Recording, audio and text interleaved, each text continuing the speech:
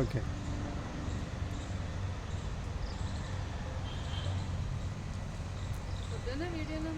Photos ఒక video కూడా తీసేయి.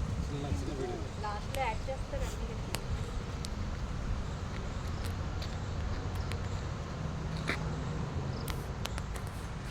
మాట్లాడండి, ఏమైనా మాట్లాడండి. మీరు మాట్లాడండి, ఎవరైనా.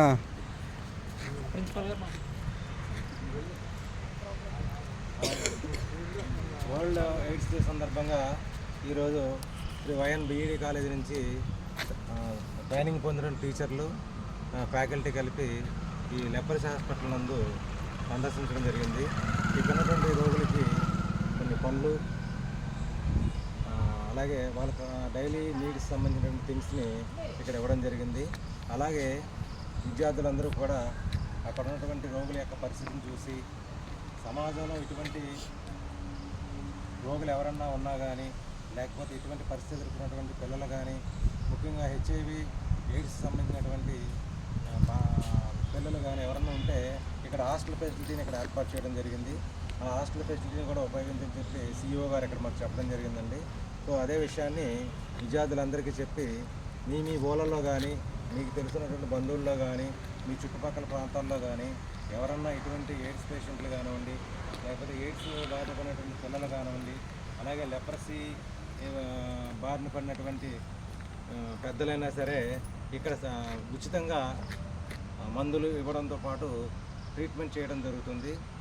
అంతేకాకుండా ఎయిడ్స్ బారిన పడిన పిల్లలకి హాస్టల్ వసతిని కల్పించి వాళ్ళకి ఏఆర్టీ డ్రగ్స్ ఇవ్వడంతో పాటు పూర్తిగా వాళ్ళని ఇక్కడే ఉంచి వాళ్ళకి ఇక్కడ ఎయిడెడ్ స్కూల్ ఒకటి ఉంది. ఆ స్కూల్లో విద్య నేర్పడం అనేది చాలా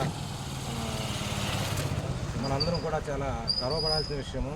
ఈ రోజుల్లో ఎయిడ్స్ పేషెంట్లన్నా, లెపరసీ పేషెంట్లన్నా చాలా వివక్షతకు గురవుతున్నప్పుడు కూడా ఇక్కడ ఉన్నటువంటి స్టాఫ్ కానివ్వండి, డాక్టర్స్ కానివ్వండి, లేకపోతే ఇక్కడ పనిచేసేటువంటి టీచర్లు కానివ్వండి, చాలా ప్రేమతోటి, చాలా ఆప్యాయతోటి వాళ్ళు చేసే సేవ దేవునికి చేసినటువంటి సేవతో సమానంగా వాళ్ళు భావించి చేయటం అనేది మేమందరం ఇక్కడ గుర్తించడం జరిగిందండి. ఈరోజు ఈ డిసెంబర్ 1 వరల్డ్ ఎయిడ్స్ డే సందర్భంగా ఈ యొక్క కార్యక్రమాన్ని చేపట్టినటువంటి వైఎన్ కళాశాల యాజమాన్యము, అలాగే వైఎన్ బీడీ కళాశాల ప్రిన్సిపల్ డాక్టర్ బి శాంతి గారికి, అలాగే నా తోటి అధ్యాపక మిత్రులకి, విద్యార్థులందరికీ కూడా ఈ సందర్భంగా నా యొక్క శుభాభినందనలు తెలియజేస్తున్నాను.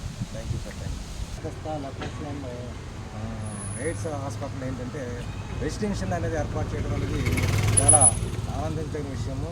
ఈ రెసిడెన్షియల్ హాస్పిటల్లో ఇక్కడ పేషెంట్స్ ఉంటూ, అలాగే వాళ్ళ యొక్క రోగాన్ని తగ్గించుకుంటూ, వాళ్ళు మంచి పౌష్టికాహారాన్ని అందిస్తూ, వాళ్ళు అందులో పిల్లలు ఎవరైనా ఉంటే కనుక వాళ్ళని విద్యాబుద్ధులు నేర్పించి దీనికి అంటే ఏమైనా హెల్ప్, వీళ్ళకి ఫైనాన్షియల్ హెల్ప్ కానీ, మెడికల్ హెల్ప్ కానీ, ఎయిడ్ ఏమైనా ఉందా? ఇది ఎయిడెడ్ ఇన్స్టిట్యూషన్ అండి. యాక్చువల్గా స్కూల్ వేరే ఫారెన్ ఫండ్స్ వస్తూ ఉంటాయి. ఆ వచ్చిన ఫండ్స్ తోటి వాళ్ళు దీన్ని రన్ చేయడం జరుగుతుంది. వచ్చిన ఫండ్స్ తక్కువ ఉన్నప్పుడు కూడా వాళ్ళు సేవాభావంతో పనిచేయడం వల్ల దీన్ని రన్ చేయడం జరుగుతుంది. దీనికి ప్రభుత్వం నుంచి కూడా సహాయ సహకారాలు ఉంటే బాగుంటుందని చెప్పేసి మేము అనుకుంటున్నాం. ఓకే.